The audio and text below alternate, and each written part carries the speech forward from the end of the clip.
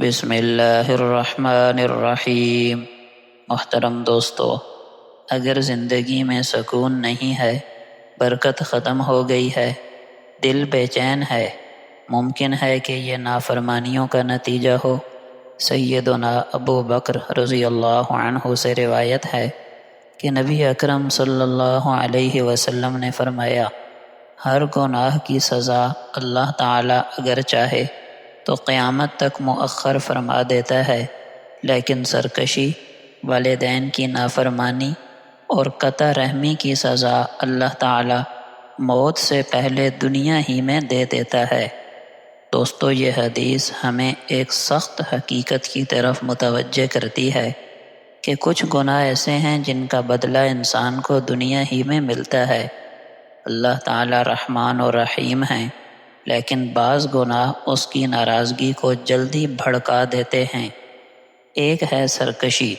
جب انسان تکبر میں آ کر حق کو ٹھکراتا ہے، اللہ کے حکم کو اور سنت رسول سے منہ موڑ لیتا ہے، تو اللہ تعالیٰ اس کی زندگی میں رسوائی اور ذلت پیدا کر دیتے ہیں۔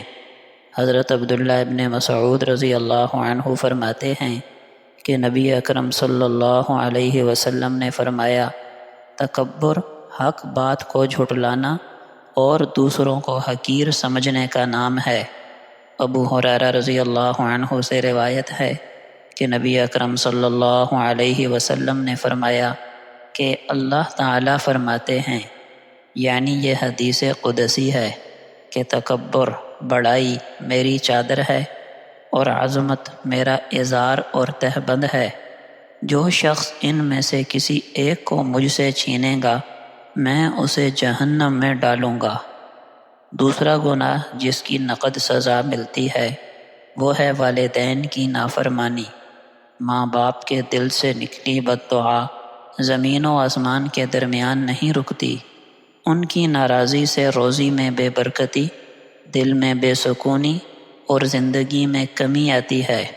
حضرت عبداللہ ابن عباس رضی اللہ تعالی عنہما فرماتے ہیں کہ نبی اکرم صلی اللہ علیہ وسلم نے فرمایا، جو شخص اس حال میں صبح کرے کہ وہ اپنے والدین کا نافرمان ہو، تو اس کے لیے صبح کے وقت جہنم کے 2 دروازے کھول دیے جاتے ہیں، اور اگر والدین میں سے کسی ایک کا نافرمان ہو تو 1 دروازہ جہنم کا کھول دیا جاتا ہے۔ سوال کیا گیا، اگرچہ والدین اس پر ظلم کریں؟ فرمایا، ہاں، اگرچہ وہ دونوں اس پر ظلم کریں۔ اس حدیث سے ظاہر ہوتا ہے کہ والدین کی نافرمانی بہت بڑا گناہ ہے، جس کی سزا دنیا میں بھی اور آخرت میں بھی ملتی ہے۔ تیسرا گناہ ہے قطع رحمی، رشتے توڑنا۔ جو لوگ رشتہ داروں سے تعلق توڑ دیتے ہیں، دراصل وہ اللہ کی رحمت سے اپنا ناطہ توڑ دیتے ہیں۔ اللہ تعالیٰ ایسے لوگوں کی دعائیں قبول نہیں کرتا اور ان کی زندگی میں مشکلات بڑھتی چلی جاتی ہیں۔ رسول اللہ صلی اللہ علیہ وسلم نے فرمایا، قطع رحمی کرنے والا، یعنی رشتے کاٹنے والا، جنت میں داخل نہیں ہوگا۔ حضرت انس بن مالک رضی اللہ عنہ فرماتے ہیں کہ نبی اکرم صلی اللہ علیہ وسلم نے فرمایا، جس شخص کو یہ بات پسند ہو کہ اس کے رزق میں کشادگی کی جائے اور اس کی عمر میں اضافہ کیا جائے، اسے چاہیے کہ وہ صلہ رحمی کرے۔ محترم سامعین کرام، ہمارے لیے سبق یہ ہے کہ ان تینوں گناہوں سے خاص طور پر بچیں۔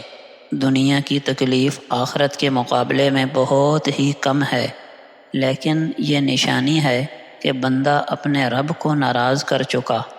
اگر تم چاہتے ہو تمہاری زندگی میں سکون ہو، رزق میں برکت ہو، دل میں اطمینان ہو، تو ماں باپ کے قدموں میں جھک جاؤ، رشتہ داروں سے تعلق جوڑو، سرکشی چھوڑ کر عاجزی اختیار کرو، سنت زندگی کو اپناؤ۔